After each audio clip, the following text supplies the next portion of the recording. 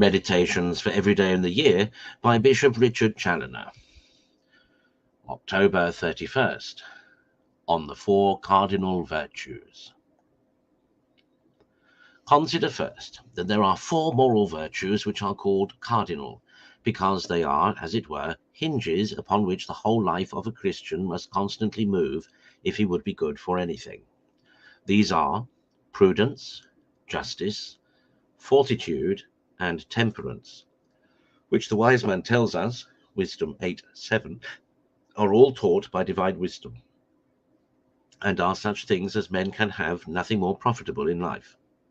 All other moral virtues have a necessary dependence on these 4. They all fall to the ground without them.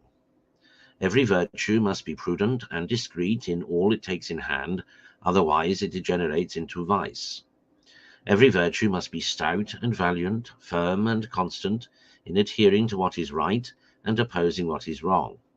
And every virtue must be sober and temperate, lest it exceeds the bounds of due moderation prescribed by right reason and religion. But oh, what treasures of virtues do they possess that have acquired these 4 principal ones? These will effectually arm them against all vices. Consider, secondly, that Christian prudence is a virtue which teaches us in all things what is good and what is evil, what is right and what is wrong, and what ought to be done and what ought to be left undone in all occurrences of life. 'Tis a virtue that directs all our words and actions in such a manner as that we neither decline out of the way or offend ourselves, nor give occasion to others to offend, but ever setting before our eyes our great business and last end, makes always a proper choice of the means that are to bring us to this great end, and apply them accordingly.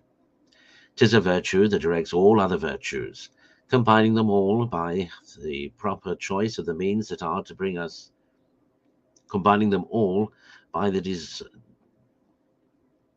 royal middle way of our great King, that they may not go aside by excess or defect, either to the right hand or to the left. The offices of this great virtue are to design and consult well, to judge right, and to direct well the execution of what has been rightly concerted and judged to be proper. In all which it is helped, indeed, by the remembrance of things past, by the understanding of things present, by the forecasting of things to come, by reasoning, attention, caution, and circumspection. But all this with dependence on divine grace, and not on one's own industry, and with a continual application to our Lord by frequent and fervent prayer for his light and assistance, without which our prudence will avail us nothing. Consider, thirdly, the offices of the other 3 cardinal virtues and the excellence of them. Justice tenders to every one his due and wrongs no one. It renders to every one his due and wrongs no one. It teaches how to restrain every thought, every desire, every act of the will, every judgment, every word, every action, and every omission too, that any ways tend to injure one's neighbour, or that do not rightly square with that great principle of morality. Do as thou wouldst be done by. And with regard to God, who has the most undoubted right by all manner of titles to our whole being and to all our service, it obliges us before all things to dedicate our whole hearts and souls to him by worship and love. Then fortitude arms the soul with invincible courage in her warfare against her spiritual enemies, and gives her strength and constancy to enable her to overcome all fear or dread of any of those evils which she may be exposed to in her moral pilgrimage,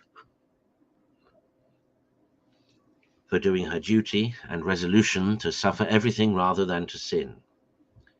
Lastly, temperance restrains all immoderation in eating or drinking, with all other excesses of our passions or lusts, and all that anyways carries us out of the due bounds prescribed either by right reason and the law of nature, or by the precepts of God, or by them that have the authority from him in the employment or functions of any of our senses, whether the exterior or interior. See, my soul, how admirable are all these virtues. Oh, there is not a day, there is scarce an hour of thy mortal life, in which thou dost not stand in need of them all. Conclude to esteem and desire, love and seek all these blessed virtues, O spare no pains to acquire them, they are richly worth all thy labour. But ever remember whose gifts they are, and what they must come to thee by fervent prayer. All thy labour without this will be labour in vain.